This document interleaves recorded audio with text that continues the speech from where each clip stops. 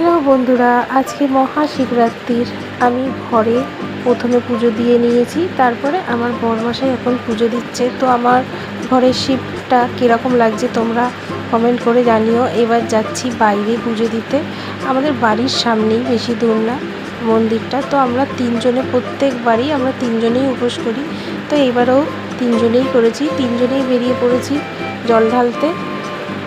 আর বাড়ির সামনেই তো লাইনও বেশি ছিল না, অল্পই লাইন ছিল, দুজনার পরেই আমরা তিনজন। তো এইবার জল টল ঢালা হয়ে গেলে তারপরে বাড়ি চলে যাব। আমার বরমশাই আজকে তো 4 প্রহরে জল ঢালবে, বর আর মেয়ে দুজনেই 4 প্রহরেই জল ঢালবে। তো আমার ভিডিওটা কেমন লাগলো তোমরা কমেন্ট করে জানিও। আর আমি ছবি দিয়ে দিচ্ছি, এই যে শিব ঠাকুর সাজানোর ছবিটা। তো চলো আজকের মতন টাটা।